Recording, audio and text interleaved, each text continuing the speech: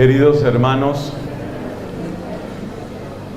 el Señor derrama con abundancia sus regalos sobre nosotros. Y la suma de esos regalos es un tesoro.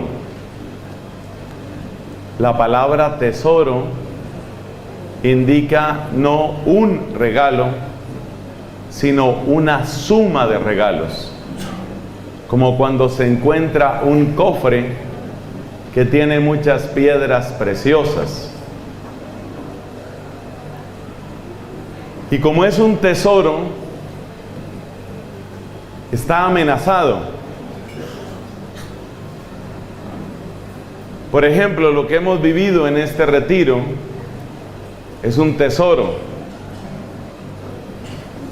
A través de cada canción, encuentro, abrazo, oración, predicación, el Señor nos ha dado perlas, zafiros, rubíes, diamantes, esculpidos, tallados por su amor.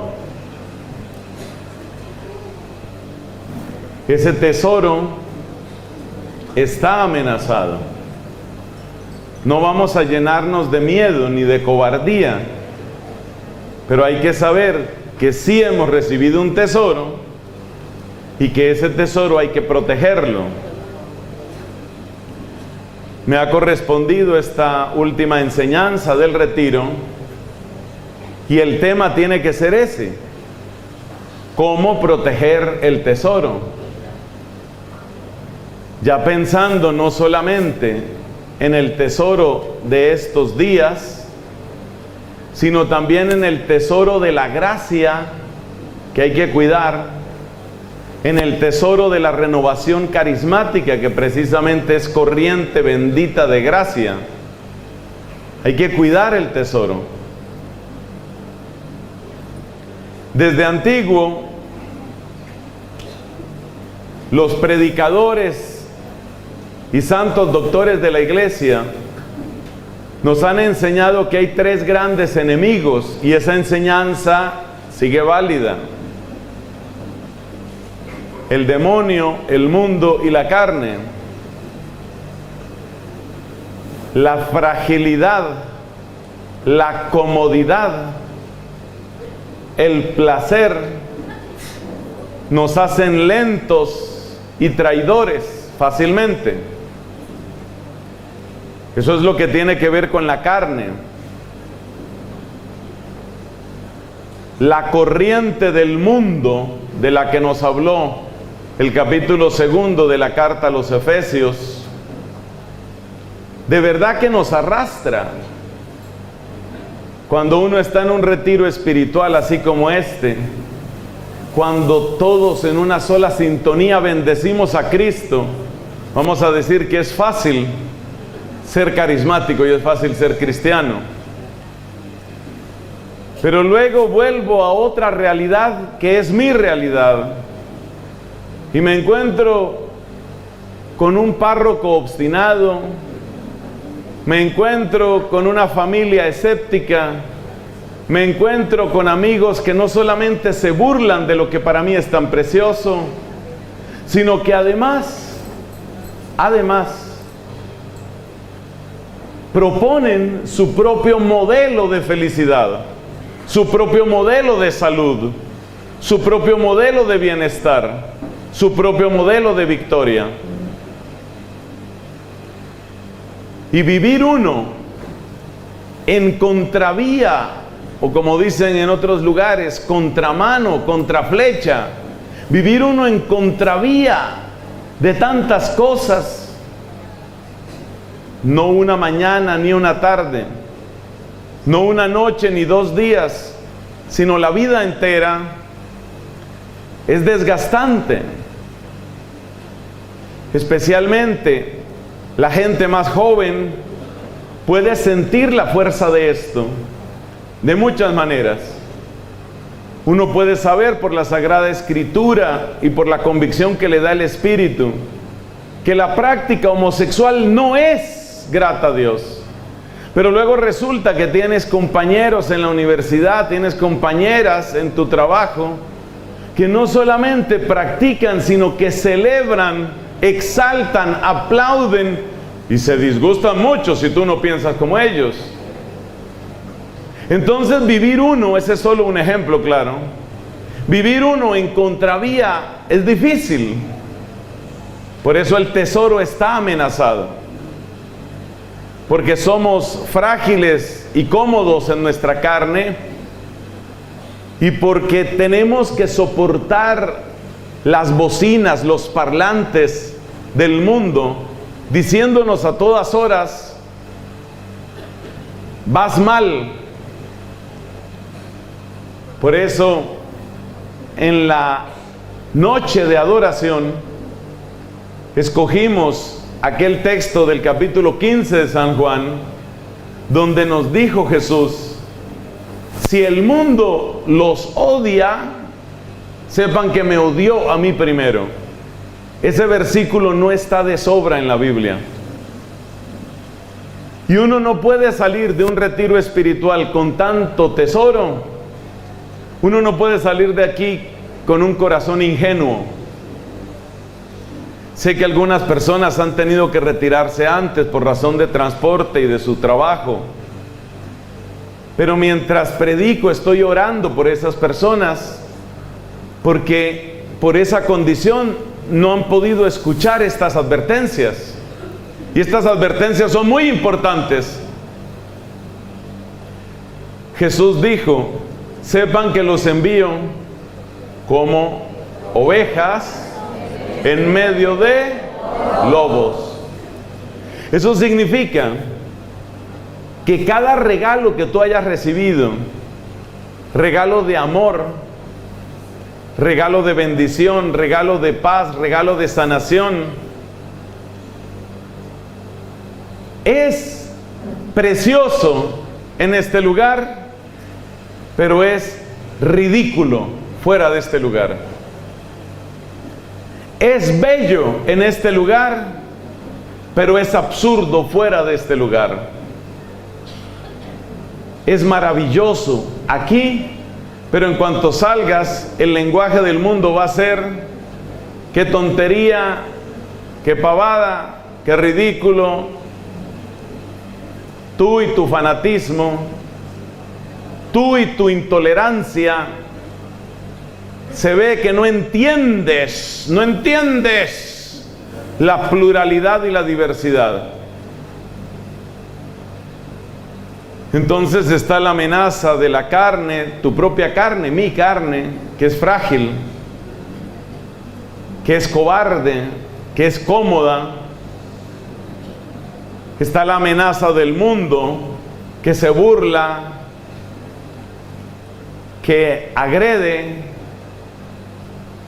Y por supuesto está el ataque del demonio, ataque que va directo al pecho, directo a la fe, con sugerencias como por ejemplo: todo te lo inventaste, todo está en tu cabeza, todo eso es mentira, en realidad nada ha cambiado, en realidad Dios no ha hecho nada. Ataques a la fe, ataques a la esperanza, ataques al amor. Así que uno no puede salir del retiro sin esa armadura de la que nos habla el capítulo 6 de la carta a los Efesios, la bendita armadura que todo cristiano tiene que tener. A ver, vamos a recordar esa armadura, lo que nos dice San Pablo, porque eso tenemos que aplicarlo a nuestra situación. Dice aquí, Efesios 6, versículos 13 y siguientes: tomen las armas de Dios para que puedan resistir en el día malo, y después de haber vencido todo, mantenerse firmes. Como me gusta decir, estas palabras no le sobran a la Biblia. Están ahí por una razón, y hay que tomarlas en serio. Sigo leyendo: tomen las armas de Dios para que puedan resistir en el día malo, y después de haber vencido todo, mantenerse firmes. En pie, pues, ceñida la cintura con la verdad, revestidos de la justicia como una coraza, calzados los pies con el celo por el evangelio de la paz, sosteniendo en su brazo siempre el escudo de la fe, para que puedan apagar con él todos los encendidos dardos del maligno. Tomen también el yelmo, el casco ese gigante, tomen el yelmo de la salvación y la espada del Espíritu, que es la palabra de Dios, siempre en oración y súplica, orando en toda ocasión al Espíritu, en el Espíritu, velando juntos con perseverancia, intercediendo por todos. Eso es para hoy. Efesios capítulo 6, versículos del 13 al 18.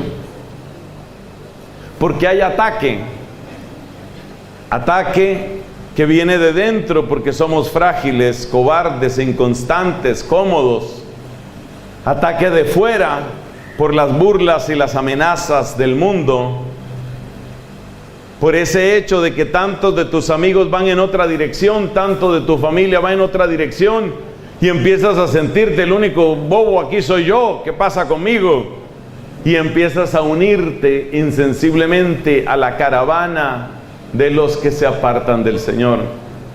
Y el ataque del enemigo, que fue motivo de estas palabras de Pablo, Efesios capítulo 6, versículos del 13 al 18. Así que hay que protegerse, hay que proteger el tesoro. Esa resolución de cuidar el tesoro es el eco en nuestro corazón de algo que dice claramente la Biblia, y es que nuestro Dios es un Dios celoso. El Dios celoso no quiere que tú seas de Él y del mundo, que tú seas de Él y del pecado, que tú seas de Él y de tus complejos, que tú seas de Él y de tus miedos, que tú seas de Él y de tu sensualidad, que tú seas de Él y del demonio. El Dios celoso quiere que tú seas de Él y solamente de Él. Como dice Deuteronomio capítulo 6, el gran mandamiento: amarás al Señor con todo tu corazón. No dice con el 93%, te queda un 7 de gabela para que tú lo manejes como quieras. No dice amarás al Señor con el 98%, te queda un 2% para que tú lo administres. No dice amarás al Señor con un 99.945%, para que te quede un 0.055 para que tú lo manejes. Amarás al Señor con todo tu corazón. Nuestro Dios es un Dios celoso. Creo que esto ya lo sabíamos, pero es bueno recordarlo. El celo de Dios, el celo de Papá Dios, no es solamente porque te ama a ti, que es verdad, sino porque ama la sangre de su Hijo que palpita en ti.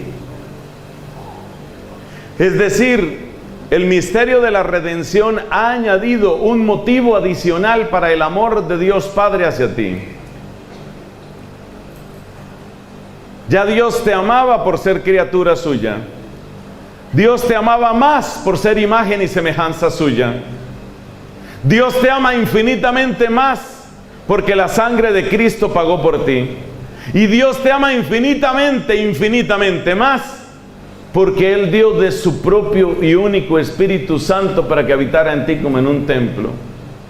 O sea que eres absolutamente tesoro suyo. Eres absolutamente precioso ante sus ojos. Y porque eres precioso, Dios es celoso contigo. Y es necesario entender estos celos santos de Dios, de lo cual hablaron los profetas, especialmente con la imagen de la fidelidad matrimonial. Es una imagen que se encuentra en varios textos de los profetas. de un modo amplio y desarrollado, sobre todo en el profeta Ezequiel. Es hermoso ver a ese Dios que ama de modo apasionado y fiel y que quiere una respuesta de amor fiel y fervoroso. Eso es lo que Dios espera de nosotros. Pero no solo lo espera, lo suscita, lo produce desde dentro de nosotros con esa acción del Espíritu. Esa acción, ese murmullo del Espíritu que a veces se deja sentir en la oración en lenguas, ese murmullo precioso del Espíritu está indicando algo muy bello. Está indicando que el mismo Dios que te llama te empuja, el mismo Dios que te atrae te mueve, con su voz te llama, con su espíritu te empuja, para que no te falte auxilio en el camino donde Él mismo te espera. Esa es la introducción, hermanos, a este tema. Somos un tesoro y Dios es celoso. Y hay que estar en guardia. Esa es la introducción. Lo que vamos a hacer ahora es una pequeña lista de trampas.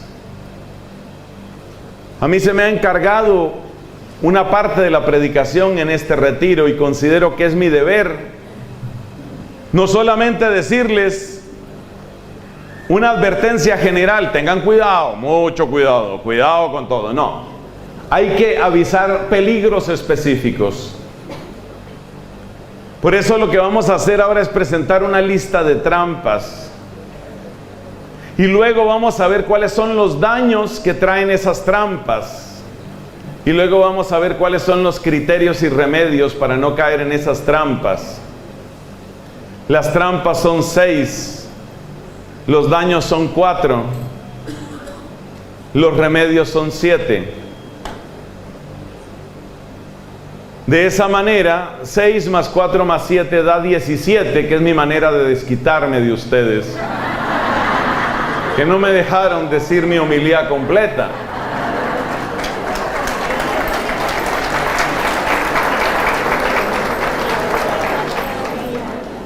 Las trampas son 6. A ver, las trampas son muchas, pero las que vamos a mencionar aquí son 6. Y las menciono aquí porque son trampas que están erosionando de manera lenta pero persistente, están erosionando el corazón de algunos de nosotros. Conocemos el significado de la erosión. Significa una pérdida de material, usualmente por una corriente de aire o una corriente de agua. Hay movimiento que va robando material. Has visto seguramente esos videos de lugares donde se abren huecos. En inglés llaman a eso sinkhole. Se abre un huecote y se hunde la tierra. En muchos lugares del mundo eso está pasando ahora. Bueno, ¿cuál es la explicación más frecuente de por qué eso sucede? Porque hay corrientes subterráneas que han ido erosionando, de manera que tú puedes ver una calle y la ves perfectamente normal, pero si tuvieras vista de rayos X, descubrirías que lo que parece sólido ya tiene un vacío, tiene un hueco, como una caverna que se ha ido haciendo por el agua que fluye, y en un momento dado ya no resiste el suelo y se hunde. Y cuando se hunde decimos, ¡hay un hueco! El hueco llevaba haciéndose tal vez meses, años. Se había venido erosionando. Por eso hay que ponerle mucho cuidado a los fenómenos de erosión espiritual, porque antes de que se caiga ese pedazo de piso, antes de que se caiga esa parte de la carretera, del camino, antes de que se hundiera esa casa que se fue por un hueco terrible, tú decías, todo está bien, todo está normal, hasta el día en que ya no aguanta más y se hunde. Por eso hay que tener mucha vigilancia con los fenómenos de erosión espiritual. porque son los más sutiles, uno no se da cuenta. Todo se ve tan normal, todo se ve tan perfecto. La gente está cantando, la gente está bendiciendo, la gente está feliz, la gente viene a los retiros, todo eso se ve vida normal, pero solo Dios sabe cuáles son las cavidades de erosión que quizás se están produciendo. Y si hay cavidades de erosión, entonces luego vienen los escándalos. Por favor, no digan nombres propios en público, yo tampoco lo voy a decir. Ustedes saben que esto se está grabando y se va a subir a internet. No queremos dificultades. Pero ustedes recuerdan el caso de un famoso sacerdote en otro país. Este sacerdote era un predicador y salía por radio y salía por televisión y salía por muchos lugares, hasta que un día se salió también él de la iglesia. Tanto salía que al fin se salió. Y se salió y se fue a vivir con una mujer que ya tenía sus hijos. Y luego este sacerdote, porque sigue siendo sacerdote católico, es decir, su ordenación sigue válida pero profanada, ahora dedica una parte de su tiempo a escribir libros en contra de la iglesia. El que vivió de la iglesia, el que tuvo programas de radio y televisión a favor de la iglesia, ahora se sale y desde fuera dispara contra la iglesia. Pero lo más terrible, en el caso de este hermano por el que tenemos que seguir orando, lo más terrible es que hasta una semana antes de que estallaran los escándalos, el hombre estaba en televisión, el hombre estaba diciendo, y muy bien, aquí transmitiendo para construir el reino de Dios, para levantar nuestra iglesia católica, y ya estaba vacío por dentro el hombre, estaba erosionado. Por eso la erosión espiritual es grave, y por eso cuando ustedes oren por los sacerdotes, empezando por este pecador, es necesario que ustedes le pidan al Señor, guárdalo de la erosión espiritual. Y esa es la razón por la que hemos escogido estas 6 trampas, porque se caracterizan por ser ocasión de erosión espiritual. Las 6 trampas son las siguientes. Primero, la multiplicación de pseudoterapias, terapias y pseudoterapias. Yo voy a leer la lista y después nos detenemos un poquito en algunas precisiones de algunas de ellas. Terapias y pseudoterapias. La palabra terapia es bonita porque indica el proceso por el que una persona recupera la función de un órgano o recupera su salud. Pero aquí más que de terapias tenemos que hablar de pseudoterapias. Cosas como el Reiki, cosas como los aromas, las aromaterapias, terapias con colores, terapias con todo ese tipo de experiencias, elementos. La lista sería larguísima porque aquí aparecen temas de energías, aquí aparecen temas cromáticos, aquí aparecen temas magnéticos, aquí aparecen obras como una que ha hecho un daño espantoso que se llama Un Curso de Milagros. Es algo así como: te voy a enseñar para que tú te sanes y sanes a otros. No tiene nada que ver con la fe católica, se llama así, Un Curso de Milagros. Jamás compren eso, no le den más dinero a la persona que hace daño con eso. Entonces, las pseudoterapias son la primera trampa que quiero mencionar. Segunda, la multiplicación de los manuales de autoayuda. Muchas veces con unos consejos que pueden ser sensatos, pero muy fácilmente se pasa de lo puramente sensato, se pasa a otros elementos. Y aquí tenemos que mencionar, por ejemplo, la tal programación neurolingüística, y tenemos que mencionar todo aquello que se apoya en la idea de tu mente lo puede todo, todo está en tu mente, visualiza y lo lograrás, concentra tus fuerzas, reúne tu energía, saca lo mejor de tus chakras y lo lograrás. Entonces, la autoayuda. Primero, pseudoterapias. Segundo, autoayuda. Tercero, Hay otra multiplicación. Fíjate que son distintas trampas. A medida que yo haga esta lista, estoy seguro que algunos de ustedes van a sentir, bueno, pero a este cura no le sirve nada. Y algunos van a decir, eso ya es fanatismo. Y algunos van a decir, eso ya es exagerado, tampoco tanto.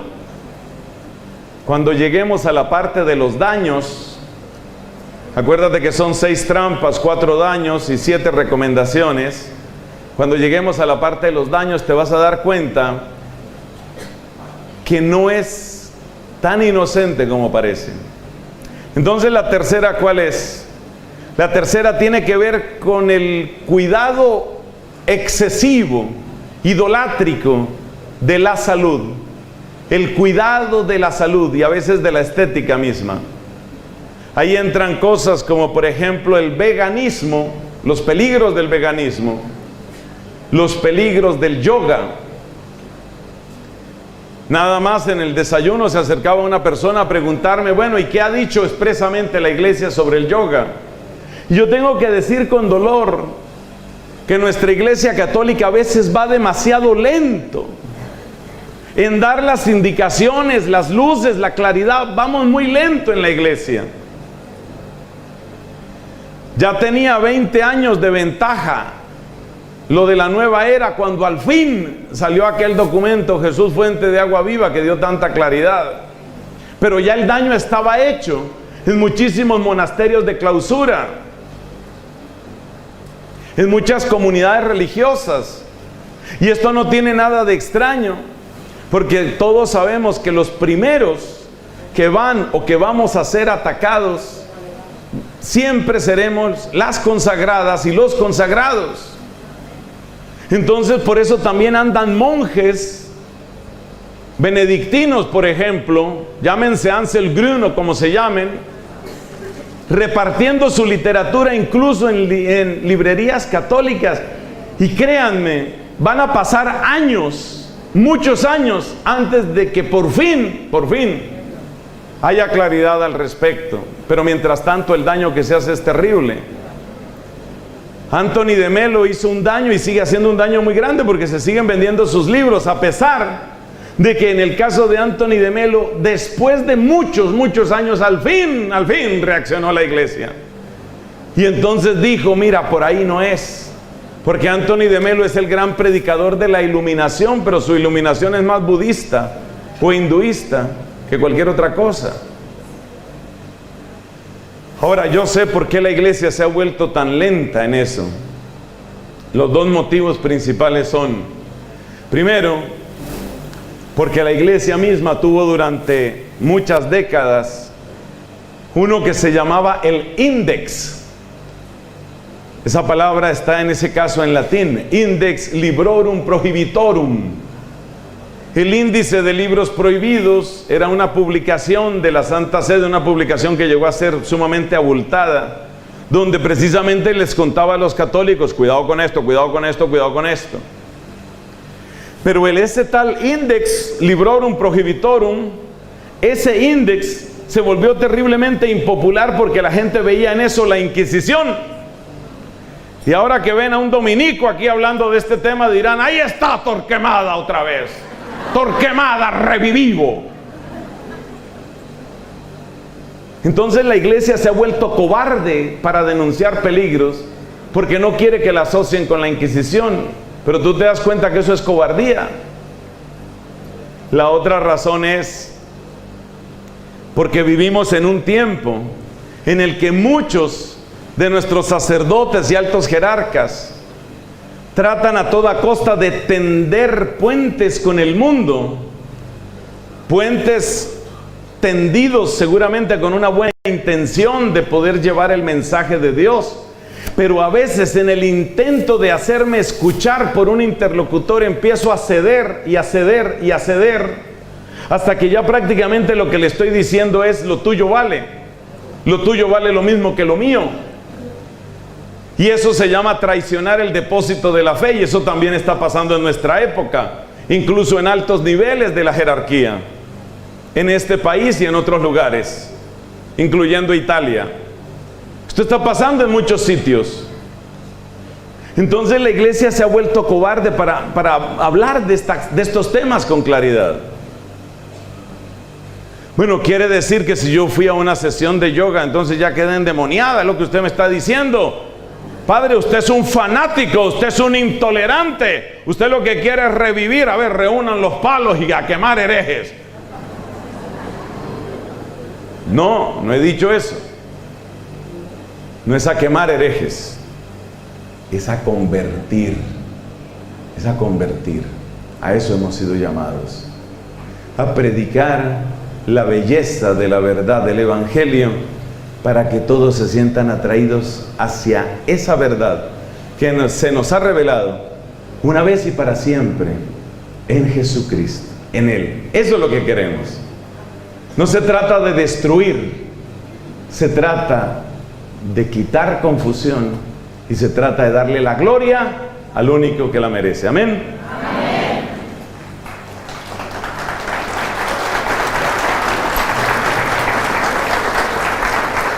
Llevamos 3 trampas: la multiplicación de terapias que terminan siendo pseudoterapias, la multiplicación de manuales de autoayuda que terminan siendo idolatría del yo, la multiplicación de cuidados de la salud que termina convirtiéndose en una forma de magia, eso lo voy a explicar después, y en una negación del señorío de Cristo. Y ahí está el peligro del veganismo y de otro tipo de filosofías parecidas. Por supuesto, ahí está también el yoga, supuestamente para cuidado de la salud mental y física. 4ª trampa muy clara: la exploración esotérica, la curiosidad esotérica, el jugar a meterse en esos ambientes. En ciertas edades de la vida uno se vuelve muy curioso. Entonces, a ver si la tal tabla esa llamada Ouija, a ver si eso me da una respuesta, a ver qué me dicen las cartas, a ver cómo era el cuento de los rosacrucistas, a ver qué es lo que dicen los espiritistas.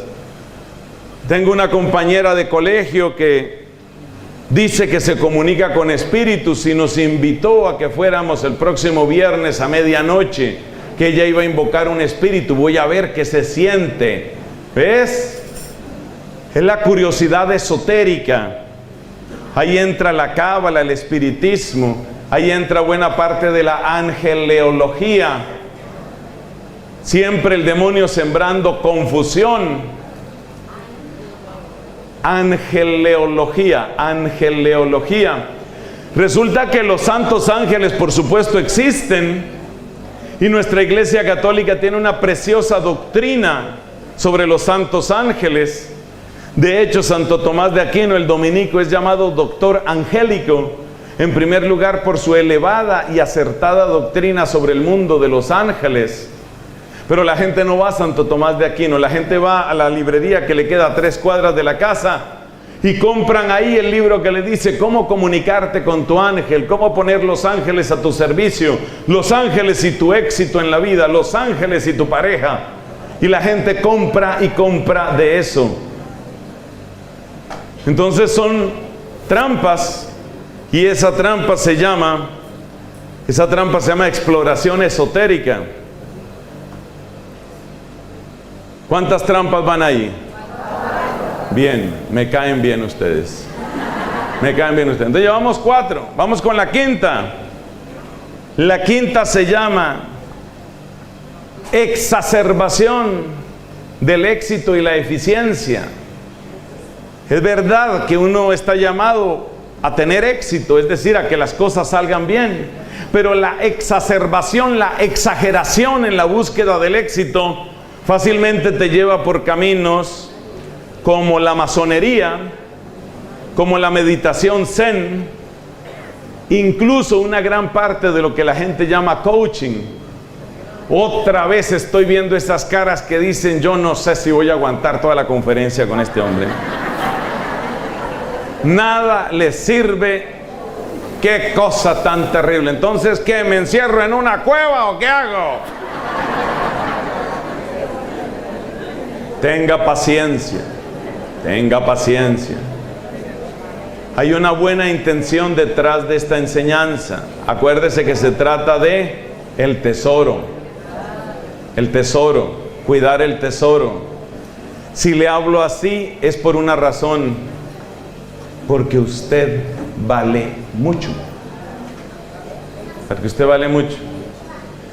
Entonces, así como les gusta hacer aquí, voltéese usted y dígale a la persona que tiene al lado: usted vale mucho. Dígase, usted vale mucho, usted vale mucho, usted vale mucho, usted vale mucho. Y precisamente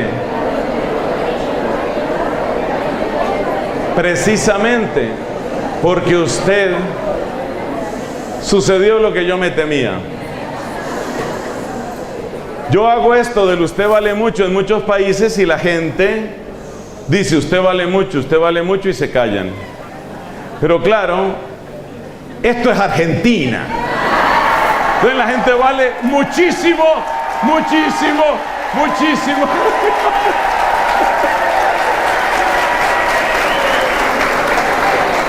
Y es que no se cansan de decirse, vos también vales mucho. No, vos valemos mucho. Valemos muchísimo, muchísimo. Bueno, está bien. Está bien. ¿Qué vamos a hacer? ¿Qué vamos a hacer? Entonces, la exageración, la exacerbación del éxito. ¿Cómo entra la gente a la masonería? Buscando éxito, buscando redes. Llaman a eso networking. Se utiliza mucho la palabra en inglés, networking, es decir, hacer redes. Entonces, ¿tú por qué entraste a la masonería? Hombre, yo no tengo ningún interés religioso ni filosófico. Simplemente me parece que hay un montón de gente interesante en esas reuniones. Ellos llaman a eso logia. Entonces, mira, yo voy a la logia, yo no voy por los ritos esos que hacen, que se ponen unos vestidos. No, yo no voy por eso. Yo simplemente voy porque me interesa conocer gente interesante para mis negocios, para sacar adelante mi empresa. Fíjate la astucia del enemigo. A través del tema de la empresa y del éxito empresarial, te va metiendo. Entonces hay lugares, algunos de los cuales yo amo muchísimo, como mi querida Santa Cruz de la Sierra en Bolivia, un lugar potente de evangelización, pues donde hay muchas ovejas llegan muchos lobos. Entonces en este momento, por ejemplo en Bolivia, hay una avanzada fortísima de la masonería en Santa Cruz, a lograr a toda costa captar las élites, incluyendo a muchos carismáticos, incluyendo a muchos buenos católicos, agarrar las élites, porque eso es propio de la masonería. Para la masonería, si tú eres pobre o bruto o las dos cosas, no eres tan interesante. Pero si resulta que eres líder y eres rico y eres inteligente, te empiezas a volver un bocado tremendamente apetecible para la masonería. Tanto que en lugares como el vecino Chile surgió hace ya bastantes años la masonería femenina, porque originalmente la masonería era un movimiento solo masculino. La masonería femenina tiene una fuerza increíble, lamentable en Chile. La masonería femenina aplaudió con gran gusto a la presidente o presidenta Bachelet cuando logró lo del aborto. Esa es la obra de la masonería, para que la conozcas. Esa es la masonería. Masonería femenina en Chile, para que la conozcas. Pero la persona que entra no piensa que está apoyando el aborto, no piensa que está peleando contra la iglesia, no piensa que está destruyendo la educación sexual, no piensa en eso. Y sin embargo, esa es la verdadera agenda de la masonería. Pero ¿cómo te captan? Te captan presentándose como oportunidad de éxito. Tienes una muy buena empresa. ¿Sabes lo que te hace falta? Tú llevas 4 años rompiéndote la espalda por sacar adelante tu pequeña empresa, creando fuente de trabajo, Has llegado ya a punto de equilibrio, ya no tienes deudas, pero tú quieres más, por supuesto, tú quieres mucho más. En ese momento aparece el amigo masón a evangelizarte con su evangelio de tinieblas. ¿Qué te dice tu amigo masón? La idea que tienes en tu empresa es fantástica, fantástica. Y creo que la has pensado muy bien. Fíjate cómo viene la caricia, ¿no? La caricia a tu ego. Tienes una idea fantástica. De verdad que tú te mereces mucho más de lo que tienes en este momento. ¿Sabes lo que te hace falta? Ya en ese momento tú con tu ego acariciado, excitado. Ese ego que dice, dame más, dame más. Ese ego acariciado por el lenguaje dulzarrón de la masonería, recibe luego esta palabra. ¿Sabes qué es lo único que te hace falta? ¿Te puedo hacer un comentario? Claro, dime. Contactos. A ti te hace falta contactos. Mira, déjame, yo te invito a un almuerzo con unos 2, 3 amigos. Vamos a hablar de lo tuyo, no vamos a hablar de lo mío. Vamos a hablar de lo tuyo. Te llevan al mejor restaurante de la ciudad. No te estoy diciendo cosas inventadas. Te estoy diciendo exactamente lo que hacen, exactamente eso. Te llevan al mejor restaurante de la ciudad. Tú haces cuentas y dices, esta cena es por lo menos $60 por cabeza. Esto es máximo lujo. ¿Quieres otro vino? Mira, quiero presentarte a estos 3 amigos. Nosotros nos conocemos de tiempo atrás. Hasta ahora no he mencionado la palabra masonería, pero los 4 que están ahí son 4 masones y te tienen ahí sentado para conquistarte. Mira, aquí el señor Julio Puentes, él, como su nombre lo indica, pues trabaja haciendo puentes. Entonces, y el señor Armando Madera, pues ya sabes lo que hace, muebles. Bueno, entonces te presentan los proveedores, te presentan el negocio y tú empiezas a sentir que una hormona que existe en tu cuerpo y que sirve no solo para el sexo, esa hormona se llama testosterona. La testosterona se te dispara, porque resulta que en nosotros los varones el espíritu de competencia, de conquista y de ego es bárbaro. Entonces se te dispara la testosterona, tú empiezas a sentir, voy a liderar, voy a ser el primero, lo voy a lograr, qué bien que me encontré con esta gente. Así te van conquistando. Eso se llama éxito, eso se llama exageración del éxito. Bueno, y luego la sexta trampa, el entretenimiento. Entretenimiento que se expresa a veces en cosas que, como su nombre indica, suenan como un juego. Me acuerdo una tía mía, ya no hace eso, pero hace años noté que llegaba el periódico, mientras estábamos desayunando o algo así, llegaba el periódico a la casa y ella lo primero que hacía, no miraba titulares ni nada, sino irse al horóscopo. Y entonces le preguntaba yo, ¿y para qué lees eso? No, yo no le pongo cuidado a esto, es, no sé, por diversión. Parece un entretenimiento. Parece un entretenimiento. Hay gente que se hace la carta astral por curiosidad, por entretenimiento, no le pongo tanto cuidado a eso. Hay gente que dedica horas y horas a pintar unos cuadros llenos de círculos y cuadrados. Y si les preguntas, dice entretenimiento, entretenimiento. El nombre de eso es un nombre masculino. Se llaman los, no las. Yo a veces decía las, no son los mandalas. Esos diagramas circulares sumamente intrincados que parecen tener casi un poder hipnótico y a los cuales tú dedicas horas y horas pintándolos, los mandalas. Entonces estamos hablando de 6 trampas. Vamos a ver si la lista me sale. 6 trampas. La pseudoterapia fue la primera. La autoayuda, los manuales de autoayuda, multiplicación de manuales de autoayuda fue la segunda.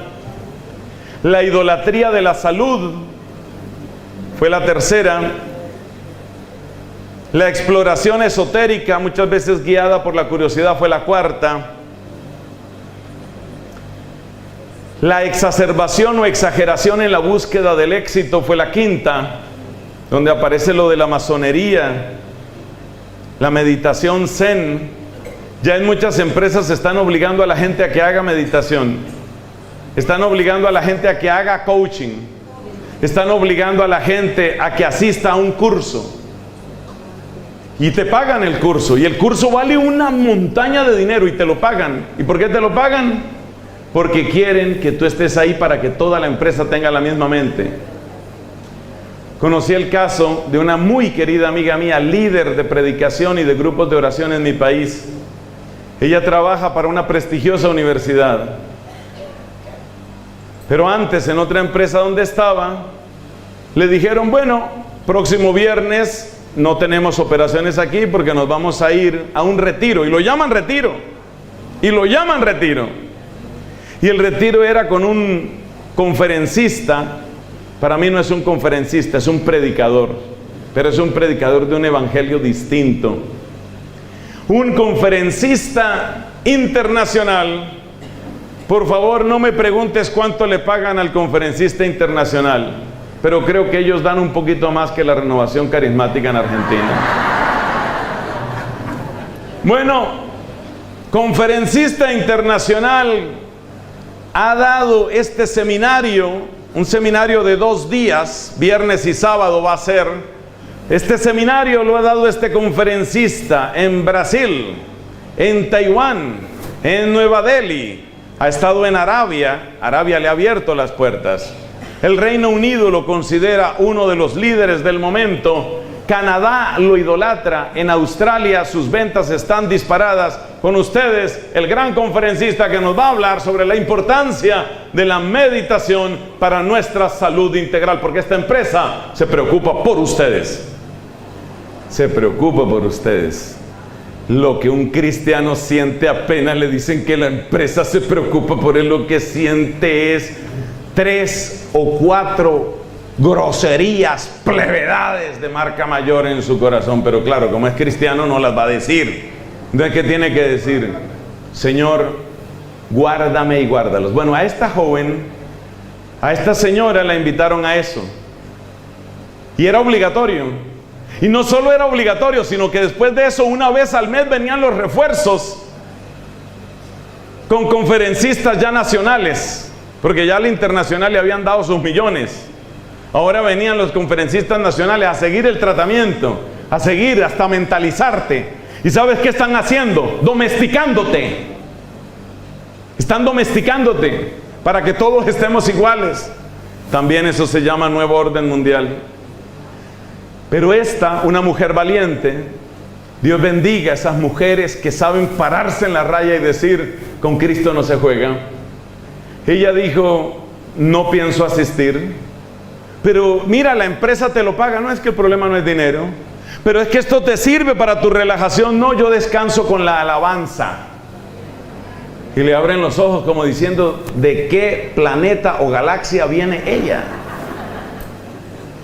Mi relajación yo la encuentro de otra manera, y la paz de mi corazón depende de otras cosas. Y se paró y no, nada, no, y no. Y laboralmente tú no puedes obligarme a eso. Y ya he tenido varios casos. Hay unos cuantos colombianitos que han sido bien valientes en eso, bendito Jesús, que los llaman a esos seminarios, y cuando los tienen ya sentados y el cuento de la mente en blanco, ninguna mente en blanco, mi mente está en rojo en la cruz de Cristo. Ahí es donde está mi mente. Mi mente no está en blanco. A mí no me vengan con mente en blanco. La mente en blanco se la inventó el budismo para decir que la desocupación de todo pensamiento es el principio de la victoria sobre todo sufrimiento a través de la eliminación de toda necesidad.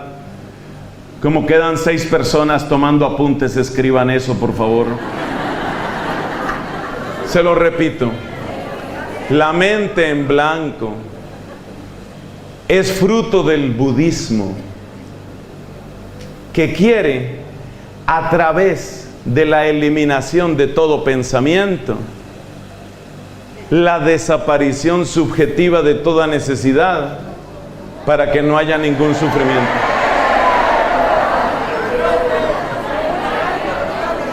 La mente en blanco es fruto del budismo, que quiere, a través de la desaparición de todo pensamiento, la eliminación subjetiva de toda necesidad. Puro budismo, puro budismo. La eliminación de todo pensamiento para la desaparición subjetiva, no objetiva, subjetiva de toda necesidad. La eliminación del pensamiento para la desaparición subjetiva de toda necesidad, entendida como victoria sobre el sufrimiento, porque todo el budismo está montado sobre eso. ¿Qué hacer para que desaparezca el sufrimiento? Y como ya lo dijo Gautama Buda, Siddhartha Gautama, quiero decir, como ya lo dijo Siddhartha Gautama, la desaparición del sufrimiento solo se logra con la desaparición de la necesidad. Y la desaparición de la necesidad requiere la desaparición del pensamiento y la desaparición del yo. Ese es el budismo. Ese es el budismo. Entonces, lo de la mente en blanco no es inocente, y es el requisito, es el A del ABC, el A del ABC, del yoga, incluso en el pilates, en el tal pilates te hacen lo mismo, en la meditación trascendental te hacen lo mismo, en la meditación zen te hacen lo mismo. Entonces, ¿qué es la mente en blanco? Es fruto del budismo, que pretende, a través de la eliminación del pensamiento, la desaparición subjetiva de toda necesidad como victoria sobre el sufrimiento. Es puro budismo. Así como cuando tú vas a evangelizar en cristiano a una persona, tú sabes que hay una cosa que se llama el querigma, es el anuncio básico. Bueno, pues te cuento una cosa. Si el querigma es el anuncio básico nuestro, el anuncio básico del budismo es lo que te acabo de decir. La meta es la supresión de todo sufrimiento. ¿A través de qué? A través de la supresión, la desaparición, por lo menos subjetiva, de toda necesidad. Y para que desaparezca toda necesidad, termina siendo requisito que desaparezca todo pensamiento y finalmente la desaparición del yo. Y hay gente católica tan confundida que cree que la desaparición budista del yo es lo mismo que la virtud de la humildad en Cristo. Imagínate esos cruces de cables que tienen algunas personas. Entonces hay gente que cree que la predicación del Dalai Lama es como la predicación de Cristo, porque el Dalai Lama dice, el ego es lo que está hundiendo a nuestra civilización. Y la gente dice, oh, cuánta sabiduría en el Dalai Lama, lo que nunca dijo mi párroco, lo ha dicho el Dalai Lama. Pero resulta que cuando el Dalai Lama, contra el cual no tengo nada como persona, oro por él, por supuesto, lo que resulta es que el Dalai Lama, cuando dice desaparición del ego, no está hablando de humildad, está hablando de que el ego es una mentira, que el ego no existe, que el yo no existe, que en realidad lo que tú llamas yo es simplemente una onda pasajera dentro del tejido del cosmos, dentro del tejido de la realidad. Tú no existes en realidad. Eso no tiene nada que ver con la Biblia, porque la Biblia es, vio Dios todo lo que había hecho y todo era bueno. Es bueno que tú existas, pero con el respeto que me merece el Dalai Lama te dice exactamente lo contrario. Tú en realidad no existes, ni tendrías que existir, ni hay razón para que existas, y si crees que existes estás en una mentira. Ese es el mensaje budista. A ver si alguna vez terminamos de enterarnos, hermanos. Ese es el mensaje budista. Entonces, claro, cuando le empiezan a uno con la mente en blanco, la gente cree, no, pues esto es un poco de relajación. Pero resulta que la mente en blanco es el querigma budista. La mente en blanco es el comienzo del querigma budista. Es decir, ya entraste en clases de budismo intensivo y no te diste ni cuenta. Ya entraste a budismo intensivo. Un cristiano jamás busca la mente en blanco. El cristiano solo busca ser habitado por la palabra, ser habitado por el Espíritu. Eso es lo que busca el cristiano.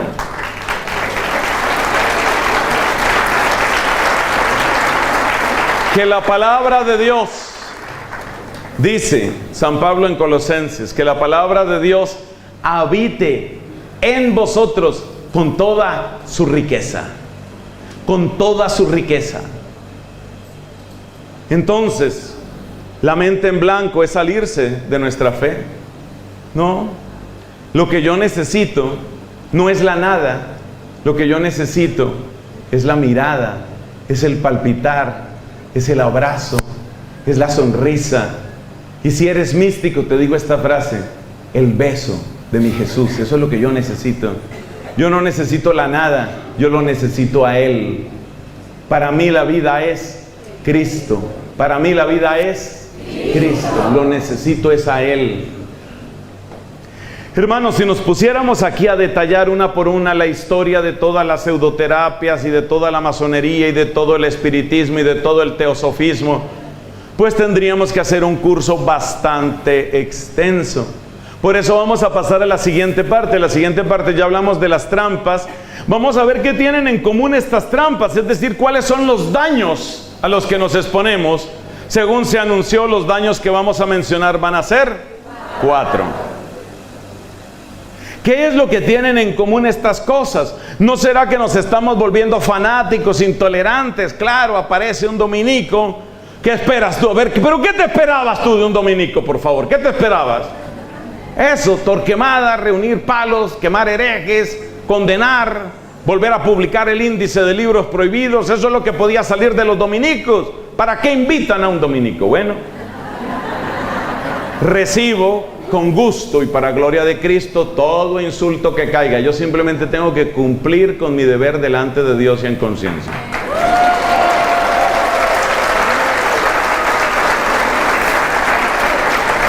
Entonces, no entremos en el detalle de cada cosita porque no terminamos nunca. Miremos cuáles son los daños, y los daños son 4. El primer daño, ¿cuál es? El primer daño se llama idolatría. La idolatría es el primero de los daños. Idolatría que consiste en que yo me siento bien. Yo estoy bien, me siento bien. Idolatría que consiste en que yo tengo éxito. Idolatría que consiste en que yo estoy tranquilo. Idolatría que pone por encima algo mío, algo que a mí me gusta, algo que yo codicio, algo que yo pretendía, algo que por fin me han ofrecido.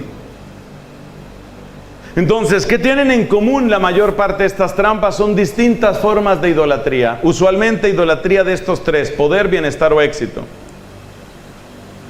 ¿Por qué es importante saber que ese es un daño? Pues porque toda idolatría supone que tú estás erosionando y estás fracturando tu fe. Pero es que hay otro peligro también. Y es que en la medida en que tú te dejas arrastrar por este tipo de idolatría, dejas de poner tu esperanza en el Señor, que vamos a ver que es otra de las consecuencias, otro de los daños. Segundo daño, el egoísmo. Es decir, el aprisionarte en ti. El quedar aprisionado en ti. Aunque no hemos mencionado prácticamente casi nada de ideología de género, fíjate que la ideología de género va en la misma línea. Eso de que la persona nunca termine de saber qué porcentaje de hombre y qué porcentaje de mujer es. Eso de que la persona no sepa si la semana entrante voy a ser mujer o voy a ser bisexual, transexual, asexual o requete sexual. Eso de que la persona no sepa de su sexualidad. Eso pone a la persona a girar en torno a su sexualidad. Eso pone a la persona esclava de su genitalidad y de su desarrollo, desempeño o placer sexual. No se los digo de oídas. He tenido ocasión de tratar personas que tienen esta clase de tendencias.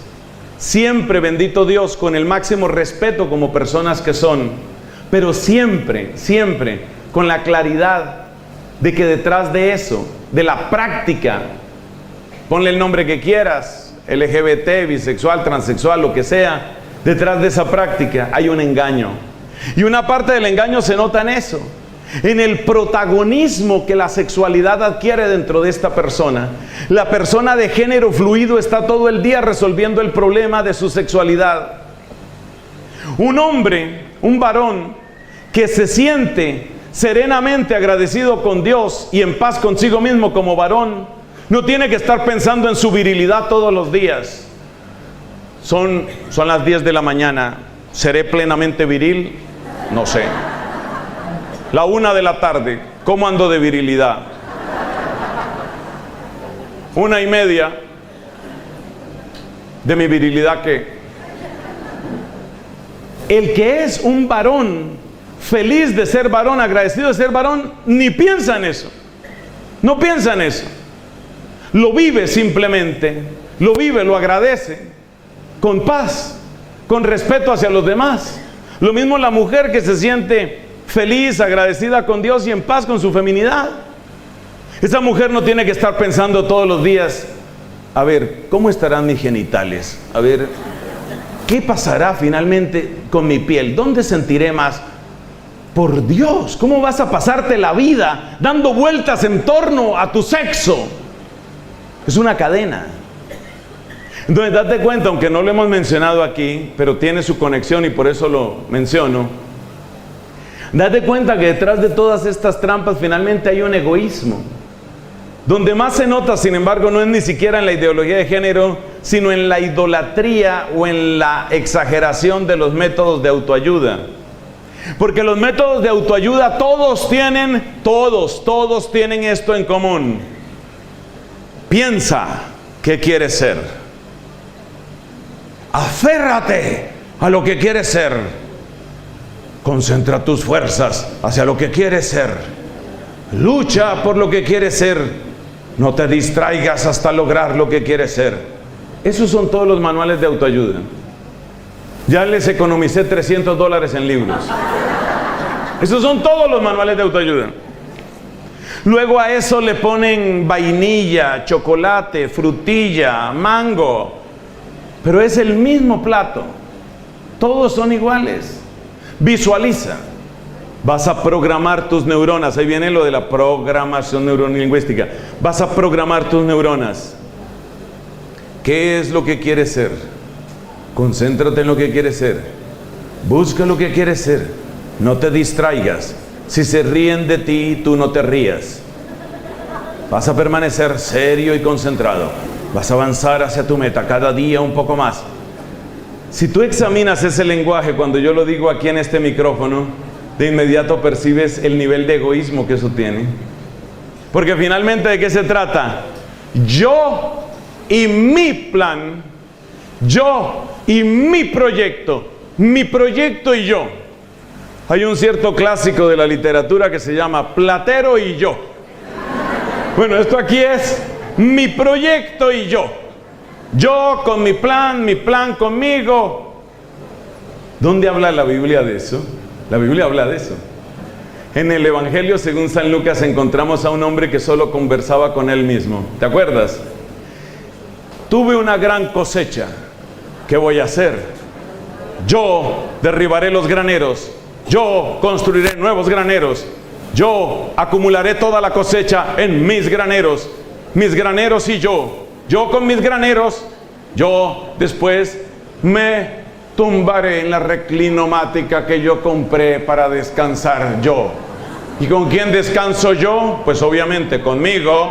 ¿Con quién más voy a descansar? Y entonces, es que Jesús tenía sentido del humor, aunque no parece. Y dice Jesús, y este hombre dice, me tumbaré, me acostaré, me echaré. Y entonces me diré a mí mismo. Ese hombre no conversaba con nadie. Ese hombre sin nombre es el patrono de todos los libros de autoayuda. Porque es yo con mi proyecto y yo lo que yo voy a lograr, y tengo que aferrarme a eso, y tengo que aferrarme a eso, y tengo que aferrarme a eso. ¿Y tú sabes qué está detrás de esa mentalidad egoísta? Esa mentalidad se llama esclavos felices, y es el arte que tiene el faraón en Egipto. Esclavos felices. Entonces, en la medida en que un muchacho se pasa 10, 15, 20, 30 años resolviendo, soy medio hombre, soy medio mujer, a ver qué tipos de orgasmo puedo tener, a ver cuánto placer puedo encontrar, a ver si me enamoro de un muchacho, de una chica. No, creo que lo mejor será enamorarme de una chica que cree que es muchacho, pero en realidad es chica. Mientras él está resolviendo todo ese enredo, se le va la vida, y de eso se trata. Ese es el negocio del demonio, que se te vaya la vida encadenado a un pensamiento, encadenado a una obsesión, encadenado a un proyecto, para que se te olvide que hay un proyecto que está por encima de ti, que te antecede, te precede, te sostiene y te llama, y ese proyecto se llama el reino de Dios. El enemigo quiere que tú te concentres en ti, en tu piel, en tu estética.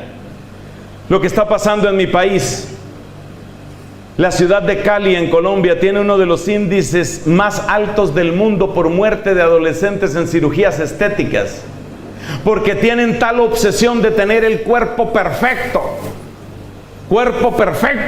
A ver cómo logro tener el cuerpo perfecto. Todavía me falta media pulgada. Por favor, métanme otros 300 gramos de silicona porque tengo que tener el cuerpo perfecto. Algunas de esas personas no las pueden, luego se mueren y no las pueden incinerar porque explotan. Hermanos,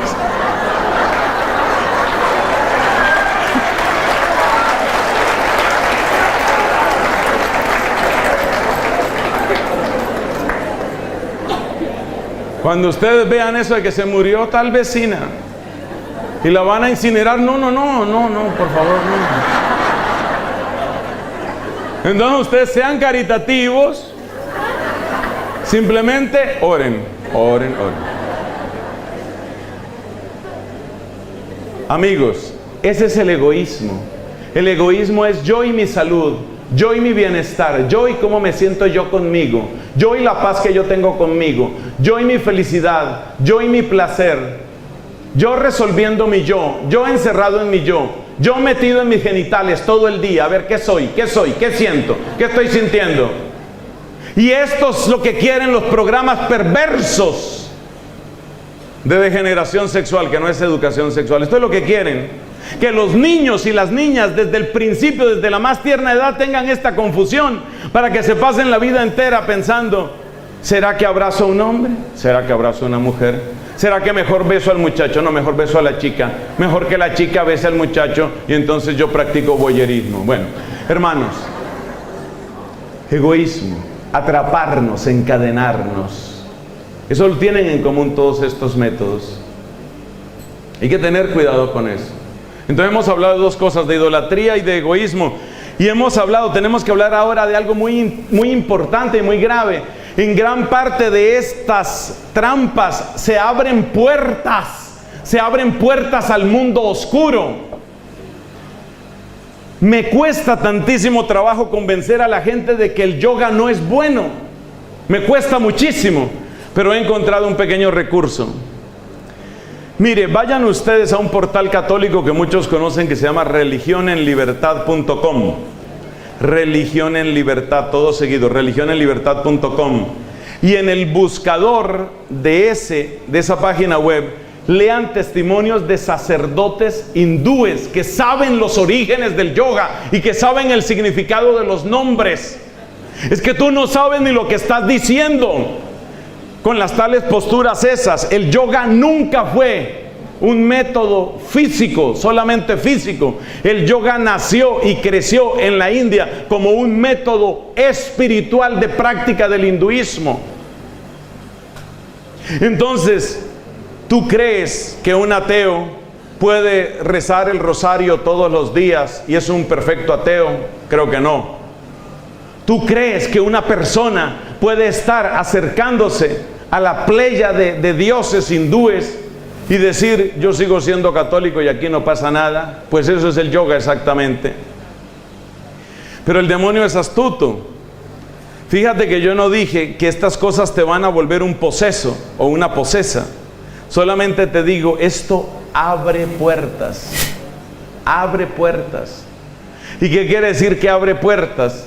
Que te estás exponiendo a un riesgo absurdo, a un riesgo desmedido, que en algunos casos tendrá consecuencias desastrosas y en otros no. Pero yo te hago una pregunta, ¿por qué correr ese tipo de riesgo? Y te hago la pregunta de esta manera que a veces suena un poco grosera o dramática. Piensa en los lugares más peligrosos, donde hay más atracos, donde hay más robos, donde a veces se presentan violaciones, donde hay venta de droga, en las grandes ciudades como puede ser una Córdoba o un Buenos Aires. Piensa en esas zonas y dime, ¿puede una chica de 13 años caminar a las 4 de la mañana en ese sector sin que le pase nada? Pues sí puede pasar. Puede que camine 4 cuadras por un sector peligrosísimo, va sola y no le pasó nada. Pero tú mandarías a tu hija eso con la esperanza de que no le pase nada. Estoy seguro de que no. Pues te cuento una cosa. Tu corazón, tu alma vale precio de la sangre de Cristo. ¿Por qué vas a abrir esas cochinas puertas? ¿Por qué vas? Sí, es verdad que tú puedes estar en una sesión de medium. No pasó nada. Y a veces sí pasó y no te das cuenta. Porque esto es lo mismo que muchos virus, como el del SIDA, que pueden permanecer dormidos durante años en una persona y luego se disparan. El demonio, te repito, es demasiado astuto. Y una de las cosas que quiere el demonio, y por eso la Biblia lo compara a una serpiente, es permanecer escondido. O sea que el demonio no va a ser tan tonto de denunciar su presencia cuando puede ser sacado fácilmente, a través de la confesión principalmente. Entonces date cuenta, estás abriendo puertas oscuras, puertas sucias, y tú no sabes qué entra por ahí. Entonces a ti te dicen mente en blanco. Mente en blanco significa baja las defensas, suspende tu capacidad de crítica. A mí me cuentan que hace un tiempo en la ciudad de Córdoba hubo una huelga de la policía. Y entonces la policía se acuarteló. A mí me dijeron que eso pasó aquí, que la policía se acuarteló, y cuando no quedó policía, pues la ciudad entró en el caos. Eso fue lo que a mí me describieron que había pasado. Eso es exactamente lo que sucede cuando tú te metes a una sesión de esas. Lo que tú estás haciendo cuando te dice mente en blanco significa cancele su capacidad crítica.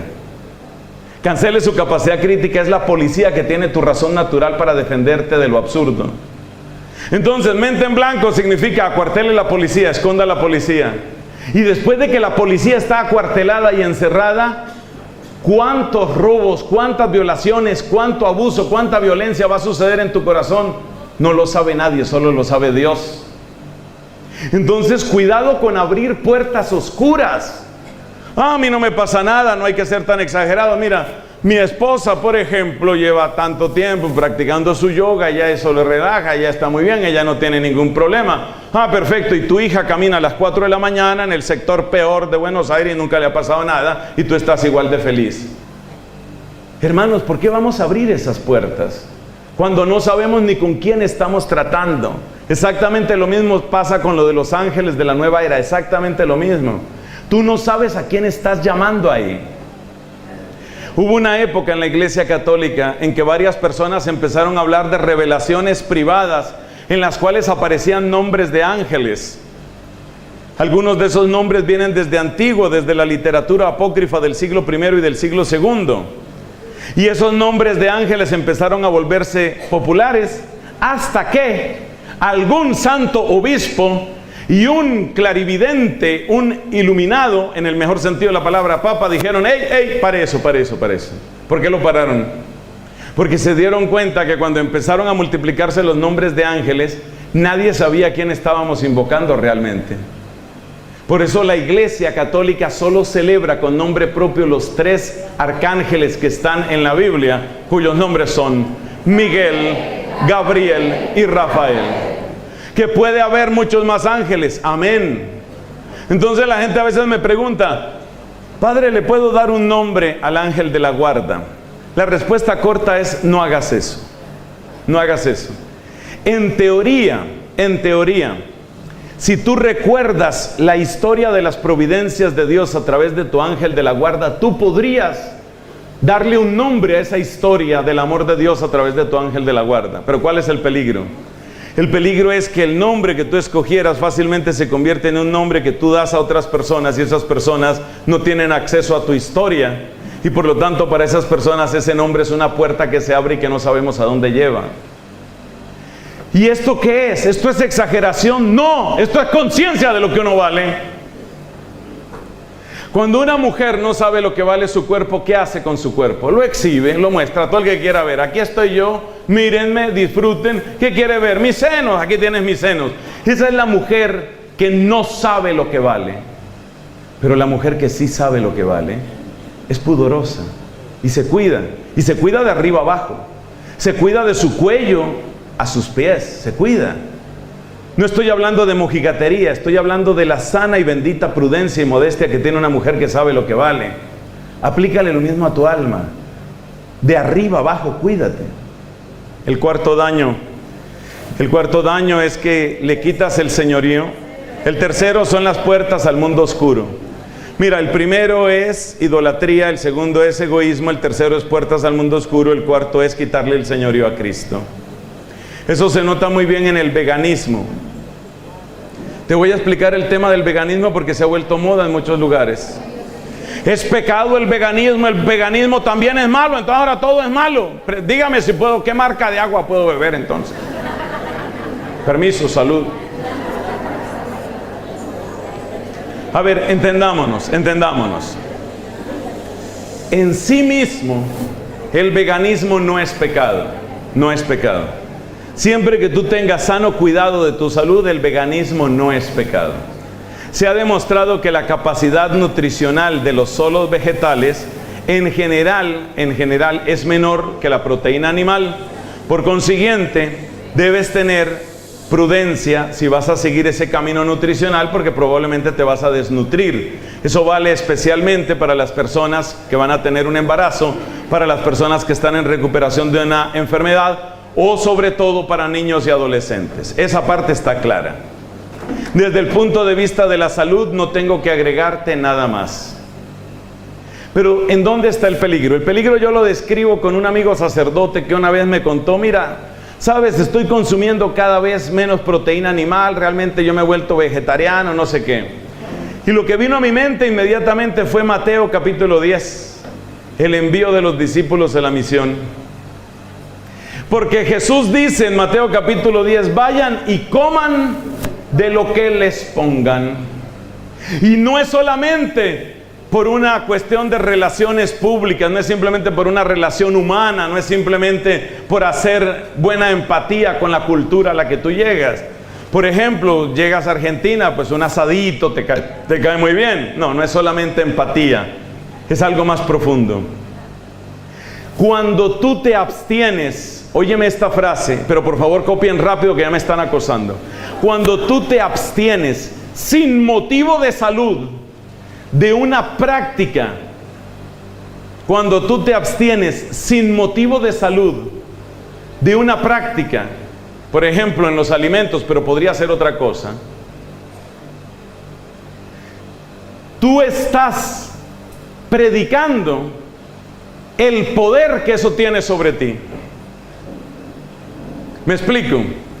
Si yo tengo una buena salud, si yo tengo entusiasmo para predicar el Evangelio, y yo predico el Evangelio de Cristo y predico el Evangelio del veganismo, entonces la impresión que le queda a la gente es que para ser verdaderamente cristiano, tengo que ser verdaderamente vegano. Es decir, aquello de lo que tú te abstienes y de lo que tú predicas que uno debe abstenerse de modo permanente, repito, con la excepción del caso de la salud, un caso verdadero de salud, porque hay cosas que no se puede por salud, pero quitando ese caso, de lo que tú te abstienes sin motivo real de salud, se convierte en evangelio que tú predicas. O sea que la persona que sin motivo real de salud se abstiene, por ejemplo, de proteína animal, lo que está diciendo es, lo que yo soy depende de lo que yo como. Y lo que yo soy no depende de lo que yo como, porque dice el apóstol San Pablo en su carta a los Romanos, el reino de Dios no es comida ni bebida. No es comida ni bebida.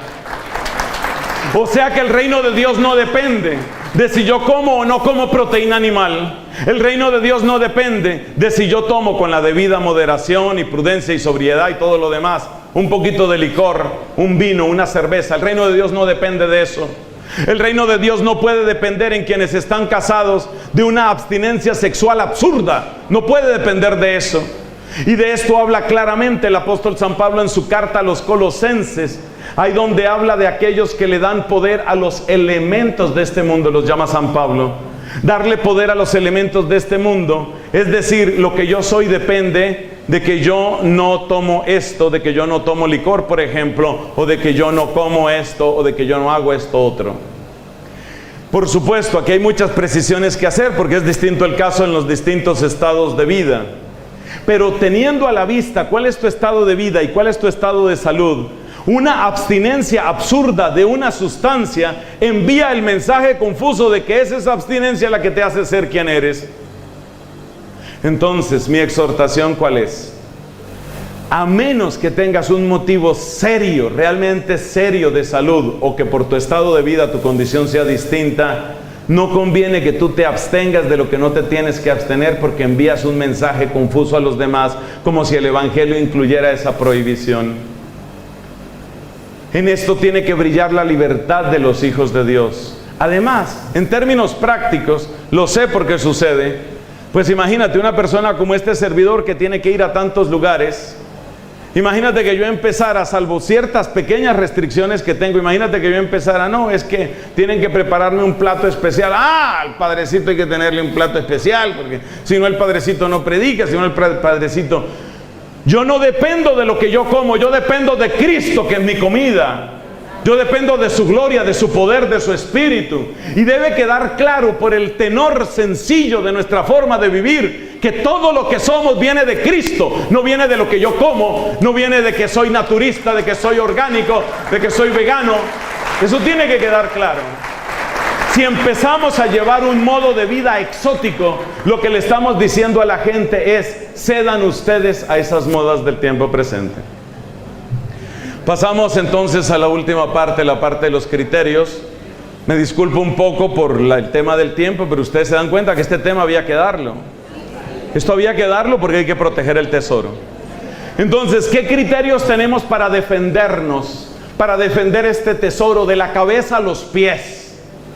Primero, primer criterio, quiero que tengas en tu mente la imagen de una mujer casada, felizmente casada, bellamente casada.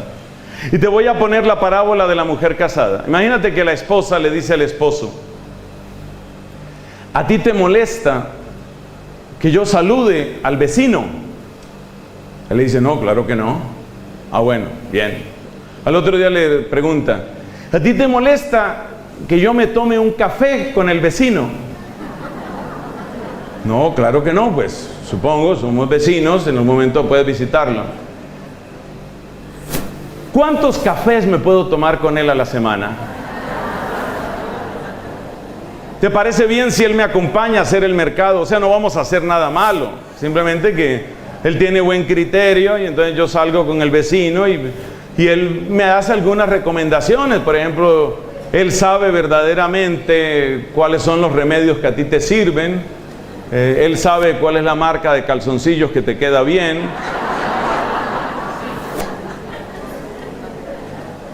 ¿A ti te parece bien que yo abrace al vecino, por ejemplo, todas las tardes? Le dé un abracito al vecino, ¿te parece? Fíjate que esa mujer, en términos estrictos, no ha cometido ningún adulterio. Simplemente fue al mercado, simplemente se tomó un café, simplemente conversaron de compra, por ejemplo, compras de calzoncillos. Sí, es decir, no ha cometido ningún adulterio, pero ya a ti te dio risa y a mí también. Entonces, por favor, esta frase, la imagen de la mujer casada: quien pregunta cuándo empezaría a ser infiel, ya es infiel. ¿Cuántos abrazos le puedo dar a ese vecinote que me puso Dios antes de que te pongas bravo? La persona que está preguntando hasta qué límite, hasta qué raya puedo llegar, ya se pasó. Ese es un principio de pureza, de castidad espiritual, de pudor espiritual que es muy importante. ¿Hasta qué punto puedo llegar antes de pecar? Ya ahí pecó. Es como esas personas que están en el dilema, tienen su enamorado, novio, novia, pololo, como lo llamen, tienen su enamorado y bueno, esta chica pues un poco también ella siente, ¿no? Y le gusta. Entonces, bueno, descríbame, padre, ¿hasta qué centímetro puede llegar mi novio sin que sea pecado todavía? O sea, ¿dónde termina la espalda? ¿Dónde termina el cuello? ¿Dónde termina el abdomen? ¿Dónde termina el muslo? Mira, la que está preguntando dónde termina, la que está preguntando el milímetro, la que está preguntando el límite, ya se pasó el límite. Entonces, cuando la gente dice, bueno, pero es que yo puedo ir a eso y no pasa nada. Es que yo hasta allá puedo llegar y no pasa nada. Acuérdense siempre de la imagen de la mujer casada. La mujer casada que empezara a decir, ¿cuántos abrazos le puedo dar a ese, perdón, suspiro, vecino? La persona que está diciendo eso ya fue infiel. Entonces no esperes a una respuesta cuando te preguntas hasta dónde puedes llegar sin pecar. El que se pregunta hasta dónde puede llegar sin pecar, ya pecó. Segundo, señoras y señores, esta es la recta final de nuestro retiro. Segundo criterio, que al mismo tiempo es remedio. Había gente que antes tomaba apuntes, se cansó, pero bueno, en todo caso seguimos. Segundo criterio, tu tiempo a solas. Tu tiempo a solas con la Escritura y con la Eucaristía. Tu tiempo a solas. Mira, y yo vuelvo a la mujer infiel, igual podríamos hablar de los hombres infieles. Yo vuelvo a la mujer infiel. Esa mujer que le da pereza quedarse sola con el esposo.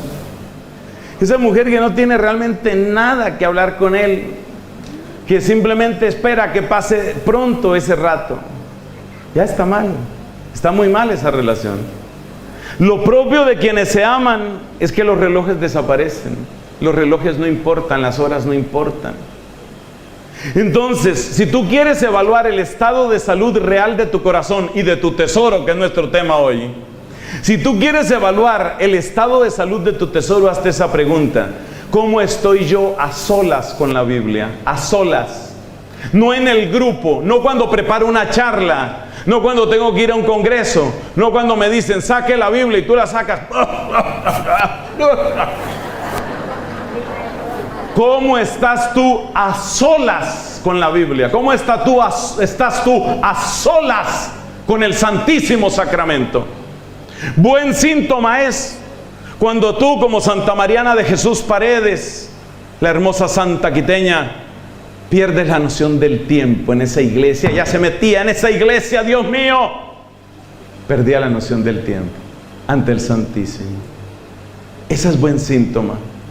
Pero cuando hace mucho rato que no haces esa visita a solas, destaco la expresión a solas, porque eso te sirve para medir el pulso. Si estás lleno de curiosidades, ¿cómo sería lo del espiritismo? Y ya compré otros 3 libros sobre los templarios, y no se sabe si Nostradamus tendría razón, no se sabe. Mientras tú estás con todas esas curiosidades, el Santísimo está solo. Entonces, para evaluar tu estado de salud, Santísimo. Tercero, ¿cómo está tu perseverancia en el servicio a tu comunidad? A medida que uno se va volviendo egoísta, uno se va sustrayendo de la comunidad. Solo me interesa lo mío y lo mío. Más o menos como una canción que dice: me importo yo y yo y yo. Y solamente. Entonces, a medida que uno se importa solamente uno mismo y solo yo importo para yo, conmigo, y voy a conversar el asunto, ¿con quién? Conmigo, por supuesto. La comunidad. ¿Cómo está tu perseverancia en el servicio en la comunidad?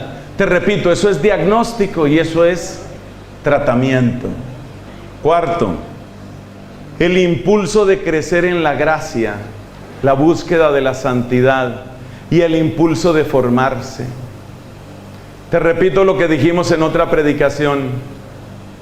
A medida que uno realmente ama, quiere conocer a la otra persona. ¿Cómo eres? ¿Qué te gusta? Eso es tan bonito que en la Biblia, como ustedes saben, el verbo conocer tiene ese significado íntimo y sexual. La conoció, quiere decir la conoció hasta el fondo, en todo lo que le gusta, en todo lo que siente. Lo conoció quiere decir eso. Entonces, mis hermanos, cuando uno tiene amor de Dios vivo en el corazón, uno quiere conocerlo. Como dice San Pablo, que se convirtió en lema y antífona de San Ignacio de Loyola: ojalá tenga yo una experiencia íntima de Jesucristo, de la comunión en sus padecimientos. Quiero conocer a Jesús, pero quiero conocerlo como desde dentro. Ese es un buen síntoma. Desinterés por leer las cosas de la iglesia, gravísimo. Ese es el punto número 4. Yo no miro de para allá. Punto número 5. Amor agradecido al misterio de la cruz. Amor por la cruz y proclamación del amor que está en la cruz. Sexto punto. Además, acuérdese que me quitaron 2 minutos. Sexto punto. Sentido de prudencia y distancia ante la tentación. Una mujer felizmente casada no solamente está preguntando cuántas veces puede abrazar al vecino, sino que si es el vecino el que la busca a ella, ella inmediatamente pone los límites que tiene que poner. Eso se llama sentido de prudencia y distancia ante la tentación. Y el último punto, séptimo punto, verdadera referencia de eternidad. Amor al cielo. ¿Cómo nos pasó aquí cuando hicimos una oración y decíamos: que no falte ninguno? Amor al cielo. Esos son los 7 puntos, así un poco de manera breve, acelerada. Te los leo. La imagen de la mujer casada. Número 2, tiempo a solas con la Eucaristía, con la Escritura. Número 3, perseverancia en el servicio en la comunidad. Número 4, impulso hacia la santidad y deseo de formarse. Número 5, amor agradecido al misterio de la cruz. Número 6, sentido de prudencia y vigilancia frente a todo lo que me haga perder la gracia divina. Número 7, referencia de eternidad, hambre de cielo. Gloria al Padre, al Hijo y al Espíritu Santo.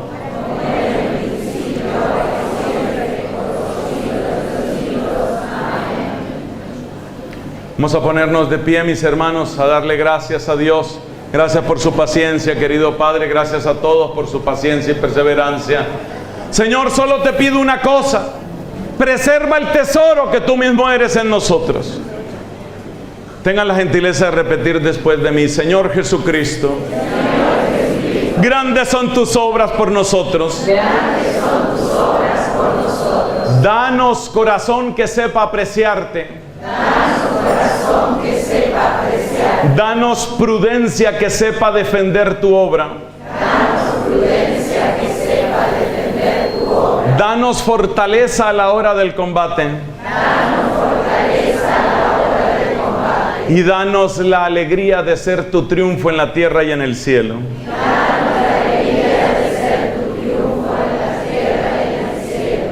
Amén.